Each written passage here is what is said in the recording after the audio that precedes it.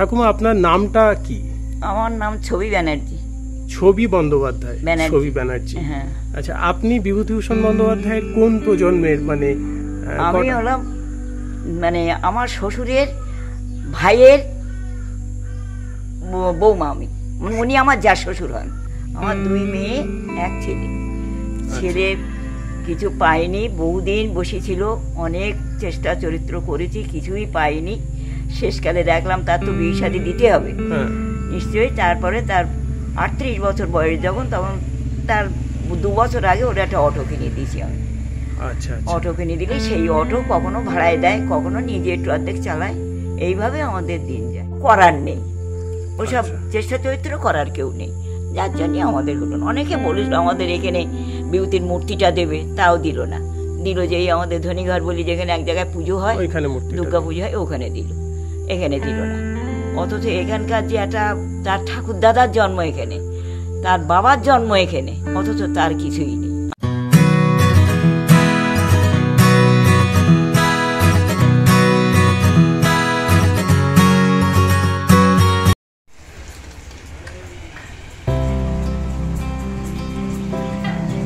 নমস্কার, বাংলার বুক ইউটিউব চ্যানেলে সকলকে স্বাগত। বসিরহাট মহকুমা শহর থেকে 4 কিলোমিটার তফাতে ইটিন্ডা ঘাট, ইছামতি পার হয়ে আর 3 কিমি দক্ষিণ পূর্বে গেলে পানিতর গ্রাম। আমরা পানিতর গ্রামে কথা সাহিত্যিক বিভূতিভূষণ বন্দ্যোপাধ্যায়ের শ্বশুর বাড়ির উদ্দেশ্যে রওনা হয়েছি। এই পানিতর গ্রামেই বাস করতেন বিভূতিভূষণের পূর্বপুরুষরা। বিভূতিভূষণের পিতামহ তারিণীচরণ বন্দ্যোপাধ্যায় ছিলেন কবিরাজ। পানিতর ও বসিরহাটের আশপাশের অঞ্চলে তিনি চিকিৎসা করতেন। চিকিৎসার কারণে ভেষজ সংগ্রহের প্রয়োজন হয়। পানিতরের সবুজ গাছগাছালি থেকে আহরণ করতেন বনৌষধি। ইছামতি লালিত পানিতরে তখন বামুন, কায়েত, জেলে আর জোলা নিয়ে প্রায় 200 ঘরের বাস। ইটিন্ডা পানিতর গ্রাম পঞ্চায়েতের অধীন বিভূতিভূষণ সংস্কৃতি কেন্দ্রে আমরা পৌঁছে গেছি। এই কেন্দ্রটি প্রধানত স্থাপিত হয়েছিল বিভূতিভূষণের সাহিত্যের চর্চা এবং গবেষণার জন্য, কিন্তু উপযুক্ত রক্ষণাবেক্ষণ এবং দেখাশুনোর অভাবে এই ঘরটির আজ ভগ্নদশা। প্রায় নবনির্মিত এই বাড়িটির দরজা জানলাগুলিও দুষ্কৃতীরা খুলে নিয়ে গেছে এবং ঘরগুলির ভিতরে নোংরা আবর্জনা ভর্তি।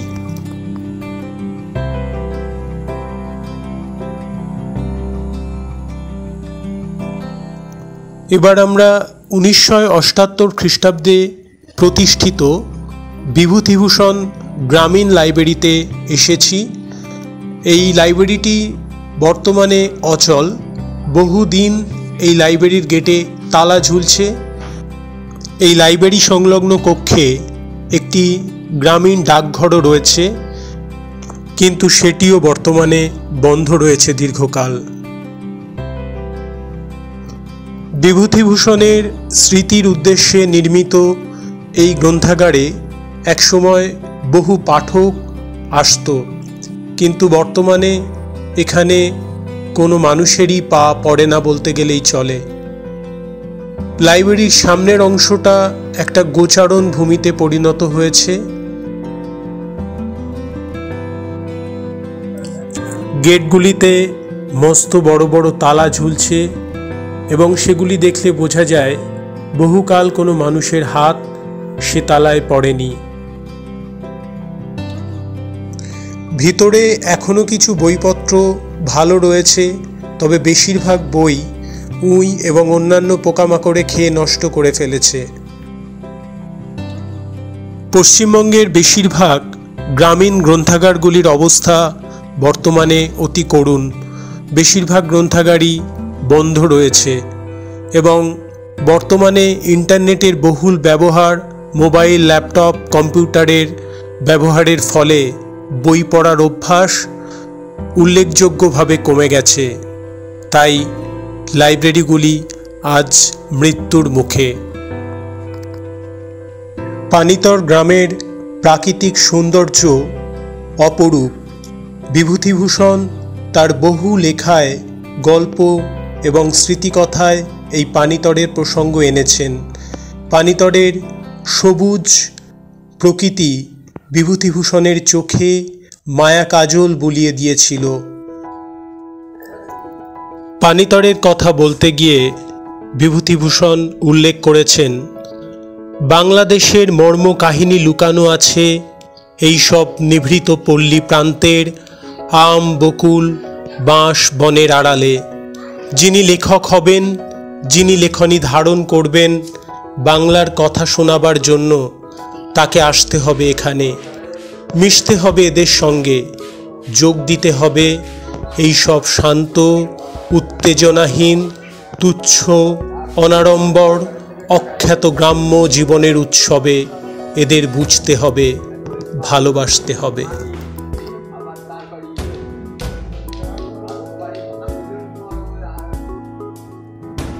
আমরা এসেছি বিভূতিভূষণ বন্দ্যোপাধ্যায়ের স্মৃতি বিজড়িত গ্রাম পানিতরে। তো এখানে একজন ভাইকে পেয়েছি। আপনারা দেখতে পাচ্ছেন বিভূতিভূষণের আবক্ষ মূর্তি আছে এখানে। তো এই ভাইয়ের কাছ থেকে আমরা জেনে নেব যে বিভূতিভূষণ সম্পর্কে এখনকার প্রজন্ম কি জানে। আমাদের ইউটিউব চ্যানেল বাংলার বুক, তার পক্ষ থেকে আমরা এসেছি। তো প্রথমে জিজ্ঞাসা করবো, তোমার নাম কি? মোশাররফ মণ্ডল। মোশাররফ মণ্ডল, আচ্ছা। তুমি মানে বিভূতিভূষণ বন্দ্যোপাধ্যায়ের নাম শুনেছো তো? আচ্ছা, তিনি কে ছিলেন? বিভূতিভূষণ বন্দ্যোপাধ্যায় অ্যাকচুয়ালি কি হিসাবে ছিল? তিনি লেখক ছিলেন। লেখক ছিলেন, আচ্ছা। এই যা ছবি আমরা দেখতে পাচ্ছি, ইনি তো বিভূতিভূষণ? হ্যাঁ হ্যাঁ। আচ্ছা, এনার কি কোনো লেখা তুমি পড়েছো? হ্যাঁ, পড়েছি। আচ্ছা, তুমি এখন কি পড়াশোনা করো? না, এখন করি না। আগে যখন পড়াশোনা করেছি তখন লেখা অনেক পড়েছি। আচ্ছা, আগে পড়াশোনা যখন করেছো তখন পড়েছি। আচ্ছা, বিভূতিভূষণের আর আমাদের এখানে অনেক কিছু দেখারও আছে, বিভূতিভূষণের কিছু আছে এখানে, সেসবগুলো দেখেছি। আচ্ছা, বিভূতিভূষণের পথের পাঁচালী বলে যে উপন্যাসটা, বিখ্যাত উপন্যাস, সেটা কি কিছুটা পড়েছো তুমি? হ্যাঁ, পড়েছো। আচ্ছা আচ্ছা। মানে আপনারা দেখছেন যে এখনকার প্রজন্ম বিভূতিভূষণ বন্দ্যোপাধ্যায়কে যথেষ্ট মানে চেনে এবং তার লেখা পড়ে। তো সেই সূত্রে বলা যায় যে বর্তমান প্রজন্মের মানুষের কাছেও বিভূতিভূষণের গ্রহণযোগ্যতা এতটুকু কমেনি। তো তোমার নামটা একবার বলো। মোশাররফ মণ্ডল। মোশাররফ মণ্ডল, তার সাথে আমরা কথা বললাম। এই জায়গাটার নাম হচ্ছে ধনীঘর। তো এই ধনীঘরে আমরা এসেছি, আপনারা দেখছেন, আমি দেখাচ্ছি পুরো জায়গাটা। বিভূতিভূষণের শ্বশুরবাড়িটা সামনে আছে, মানে শ্বশুরবাড়ি। আমরা এবার শ্বশুরবাড়ির দিকে যাব, বিভূতিভূষণের শ্বশুরবাড়ি যেটা পানিতর। তো তোমাকে অনেক ধন্যবাদ আমাদেরকে সময় দেওয়ার জন্য। 1324 বঙ্গাব্দের 32শে শ্রাবণ পানিতর নিবাসী জমিদার, পেশায় মোক্তার কালীভূষণ মুখোপাধ্যায়ের বড় মেয়ে গৌরী দেবীর সঙ্গে বিভূতিভূষণের বিয়ে হয় পানিতরের বাড়িতেই। গৌরীর বয়স তখন 14 এবং বিভূতিভূষণ 23 বছরের যুবক।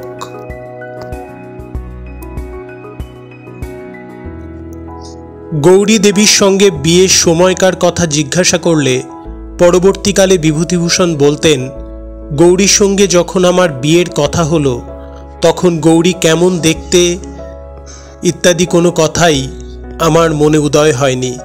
শুধুমাত্র তারা আমায় পড়াবেন, ব্যাস, এতেই আমি রাজি হয়েছিলাম।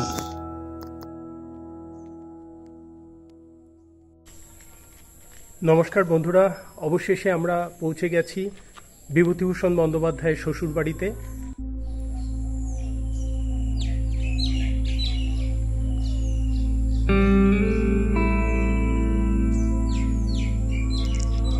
বিভূতিভূষণ বিয়ে করতে এসেছিলেন মামার বাড়ি মুরাতিপুকুর থেকে। জমিদার কালীভূষণ বেশ ঘটা করেই মেয়ের বিয়ে দিয়েছিলেন। বিয়ের পরদিন বউ নিয়ে মুরাতিপুকুর ফিরলেন তিনি। সেখানে হলো বৌভাত, আবার দিরাগমনে পানিতরে যাত্রা। পানিতর যেতে গেলে বেলেঘাটা থেকে মার্টিন কোম্পানির ছোট্ট রেলে বসিরহাটে নামতে হয়। এটা কলকাতার বেলেঘাটা নয়, উত্তর 24 পরগনার বারাসাত ছাড়িয়ে বেলিয়াঘাটা স্টেশন। নতুন বউটিকে সঙ্গে নিয়ে মুরাতিপুকুর থেকে বিভূতিভূষণ বেরিয়েছিলেন খুব ভোরবেলা। নৌকায় করে বেলেঘাটা পৌঁছাতে মাঝ দুপুর। প্ল্যাটফর্মে এসে শোনেন একটু আগেই গাড়ি ছেড়ে গিয়েছে। পরের ট্রেন সেই সন্ধ্যা 6টায়। ফলে কিছুই করার ছিল না তাদের। স্টেশনের বাইরে হোটেল ছিল না ঠিকই, তবে দরমার বেড়া দেওয়া কয়েকটি যাত্রী নিবাস ছিল। সেখানে হাঁড়ি, কড়া, উনান সবই মেলে সামান্য ভাড়ায়। গৌরীর প্রস্তাবে দুপুরে রান্না খাওয়া সেখানেই করতে হলো। পথের ধারে সেদিনে সেই ঘরকন্যার স্মৃতি সজীব হয়েছিল বিভূতিভূষণের জীবনে। স্মৃতির রেখাতে তিনি লিখেছেন, এই শীতের অপরাহ্ন, রাঙা রোদ যখন বাবলা বনে লেগে থাকে, তখন শৈশবে কতদিন শ্যামোচ্ছায়া ঘনিয়ে আসা ইছামতির তীরে নির্জনে বর্ষার ভাঙনে শিমুল তলার দিকে চেয়ে জীবন মরণের পাড়ের এক রহস্যময় অজানা অনন্ত লোকের স্বপ্ন আবছায়া মনে আসত।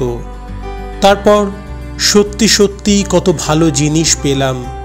গৌরী সেই বনগাঁয়ের বাড়িতে বসা, সেই বেলেঘাটার ব্রিজ, স্টেশনে আমাদের প্রথম ও শেষ ঘরকন্যা, সেই আয়না বার করে দেওয়া। আমরা বিভূতিভূষণ বন্দ্যোপাধ্যায়ের শ্বশুরবাড়ির সামনে দাঁড়িয়ে এখানে একজন বয়স্ক ঠাকুমাকে পেলাম। তো আমরা তার কাছ থেকে শুনে নেব যে এই বিভূতিভূষণ বন্দ্যোপাধ্যায়ের শ্বশুরবাড়ির পুরনো ইতিহাস। আপনার নামটা একটু যদি বলেন। আমার নাম প্রণীতা চক্রবর্তী। প্রণীতা চক্রবর্তী। আচ্ছা, এই যে বিভূতিভূষণের যে শ্বশুরবাড়ি, এখানে মানে এর কত বছর আগে এই পরিবার এখানে থাকতো? আপনারা কি দেখেছেন যে শ্বশুরবাড়ির কোনো লোকজন এখনো কি আছে? তারা কোথায় থাকে? তারা কলকাতায় থাকে। তারা কলকাতায় থাকে। দুই ভাই তো, হ্যাঁ, ইন্দুবাবু আর কালীভূষণ বাবু।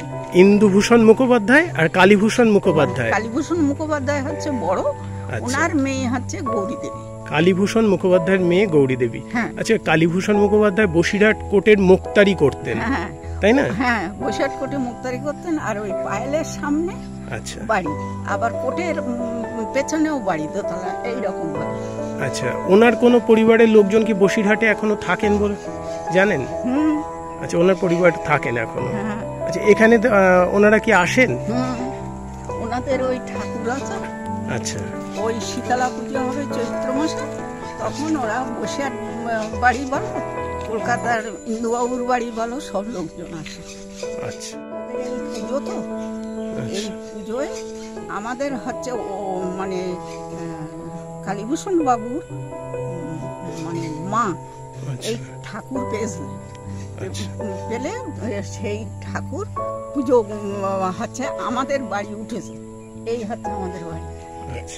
এই পুজো হচ্ছে আমাদের করার কথা, আর এরা সব দেবে। এখান থেকে মানে আপনারা পুজোটা করেন, পুজোর যা খরচ হয় তারা সেই খরচগুলো এনারাই বহন করেন। আচ্ছা, পাঁটা বলি টলি হয়। আচ্ছা, সেই বাবা ঠাকুর দাদার আমলতে সেই পূর্বপুরুষ।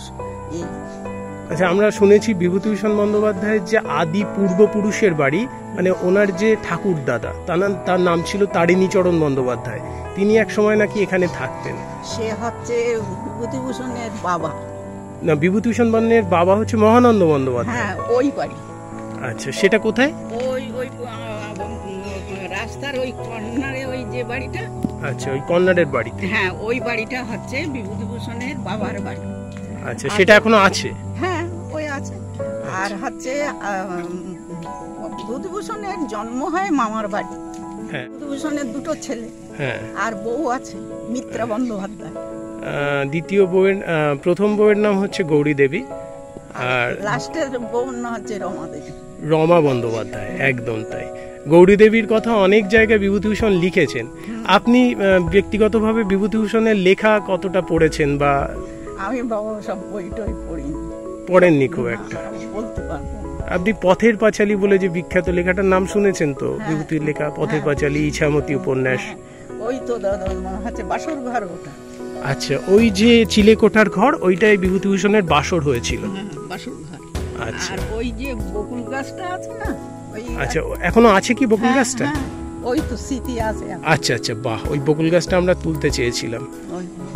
বই লিখেছি, বকুল গাছকে নিয়ে বই লিখেছিলেন, মানে বকুল গাছের তলায় উনি বসতেন দুপুরবেলা এসে। আচ্ছা, এই যে পুকুরটা দেখছি, এই পুকুরটা কাদের অ্যাকচুয়ালি? ওই ওদের, এদেরই পুকুর। আচ্ছা আচ্ছা, এই পুকুরে মানে অনেকদিন আগের থেকেই মানুষজন চান করেন, এখনো অবধি করছেন। আচ্ছা, এখানে গ্রামবাসী সব এই পুকুরে চান করে, হিন্দু মুসলমান সবাই মিলেমিশে করে। হ্যাঁ, সবাই মিলেমিশে করে। এখানে কোনো হিন্দু মুসলমানের কোনো বিরোধ নেই, না, পাশাপাশি সবাই বসবাস করে, মিলেমিশে বাস। আমাদের হিন্দু মুসলমানের কোনো ঝগড়াঝাটি নেই, কোনো বিরোধ নেই। বাহ, এখানে হচ্ছে বাবা কায়স্থ ব্রাহ্মণের বাস। কায়স্থ ব্রাহ্মণ, আচ্ছা। এখানে বড় বড় লোক সব বাস ইয়ে করতো, শুধু সাহিত্যিক লেখক না। মানে এখানে অনেক সম্ভ্রান্ত লোকজনের বাড়ি। তারা কি এখন থাকেন না কলকাতায়? বেশিরভাগ চলে গেছেন। বেশিরভাগ মানে কোনো লোকই নেই। আচ্ছা, আমি এসে যা দেখেছি আর আগে গল্প শুনেছি, সেসব লোকজন আর নেই বাবা। আচ্ছা, সব চলে গেছে। আপনার কত বয়স হলো? কত সালে জন্ম? আমার বয়স তা হচ্ছে 67-68 হবে। 67-68 বছর বয়স হয়ে গেছে। বিভূতিভূষণের পথের পাঁচালী উপন্যাসে একজন বৃদ্ধা ছিলেন, তার নাম ইন্দির ঠাকুরুন, যে অপুর পিসিমা। তো আমার মানে আপনাকে দেখে আমার ইন্দির ঠাকুরুনের কথা মনে পড়ে গেল। আমরা পড়েছি উপন্যাসটায়, বা সত্যজিৎ রায়ের যে সিনেমাটা পথের পাঁচালী, তাতে ইন্দির ঠাকুরুনের একটা বড় ভূমিকা আছে সেই জায়গাটা। আপনি কি পথের পাঁচালী সিনেমাটা দেখেছেন? আমারও তো বাবা মনে নেই, দেখেছিলাম ধনীঘরে অনুষ্ঠান দেখানো হয়েছিল প্রজেক্টরে পথের পাঁচালী। আপনাকে অনেক ধন্যবাদ আমাকে সময় দেওয়ার জন্য। আমরা একটা ইউটিউব চ্যানেল, একটা ছোট ইউটিউব চ্যানেল আছে আমাদের, সেইটা থেকে এসেছি, বাংলার বুক। তো দর্শকরা আশা করি আমাদের ভিডিওটা দেখবেন। ভালো থাকবেন। আমার ছেলে তো এই 3 বছর আগে এই বিভূতির অনুষ্ঠান হলো, তাতে রমা দেবী এসেছিল। আচ্ছা, এসে দেখি ঘুরে গেছে। আচ্ছা, আমার ছেলে নেমন্তন্ন করতে গিয়েছিল। আরো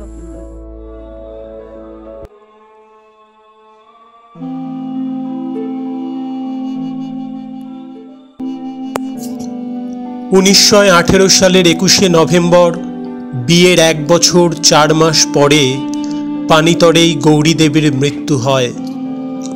অসুস্থতার খবর পেয়ে সঙ্গে সঙ্গেই বিভূতিভূষণ এসেছিলেন পানিতরে। গাবতলা ঘাটে নেমে হেঁটে এলেন এ পথটুকু। বাড়ির সামনে বড় দিঘির পাড়ে লোকজনের ভিড়, ভিতর থেকে কান্নার আওয়াজ আসছে। বিভূতিভূষণ বুঝতে পারলেন সর্বনাশ যা হওয়ার হয়ে গেছে। ভিতরে গিয়ে দেখলেন মা ও মেয়ের প্রাণহীন দেহ পাশাপাশি শোয়ানো। আর এক মুহূর্ত দেরি না করে তিনি ব্যারাকপুরে ফিরে এলেন।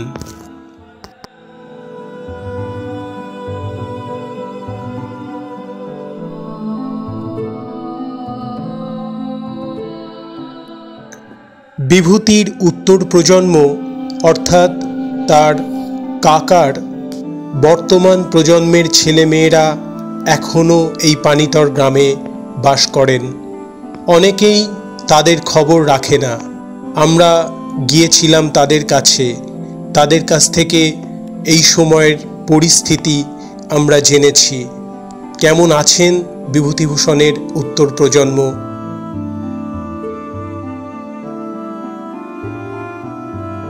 আচ্ছা, আমরা পেয়েছি বিভূতিভূষণ বন্দ্যোপাধ্যায়ের যে আসল আদি বাড়ি পানিতরে, সেই বাড়িতে আমরা এসেছি এবং সেই বাড়িতে আমরা একজন ঠাকুমাকে পেয়েছি, এখনকার উত্তর প্রজন্ম। সেই তার সাথে আমরা কথা বলে জেনে নেব বিভূতিভূষণ বন্দ্যোপাধ্যায়ের পারিবারিক ইতিহাস। তো ঠাকুমা, আপনার নামটা কি? আমার নাম ছবি ব্যানার্জি। ছবি বন্দ্যোপাধ্যায়, ব্যানার্জি। ছবি ব্যানার্জি। হ্যাঁ, আচ্ছা, আপনি বিভূতিভূষণ বন্দ্যোপাধ্যায়ের কোন প্রজন্মের, মানে আমি হলাম মানে আমার শ্বশুরের ভাইয়ের বৌমা। আমি উনি আমার যা শ্বশুর হয়। আচ্ছা, শ্বশুরের নাম কি ছিল? আমার বলতে আছে আচ্ছা আচ্ছা, শ্বশুরের নাম, সরি, শ্বশুরের নাম করতে নেই। নরেন্দ্রনাথ বন্দ্যোপাধ্যায়। নরেন্দ্রনাথ বন্দ্যোপাধ্যায়। হ্যাঁ। আচ্ছা আচ্ছা।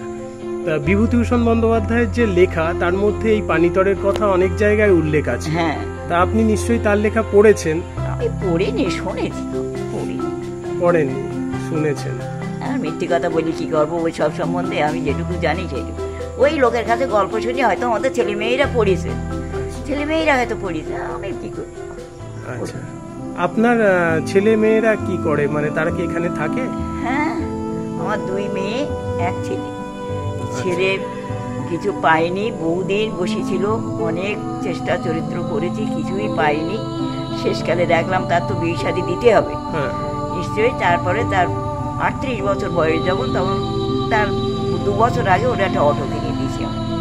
আচ্ছা, অটো কিনে দিলে সেই অটো কখনো ভাড়ায় দেয়, কখনো নিজে একটু অর্ধেক চালায়। এইভাবে আমাদের দিন যায়।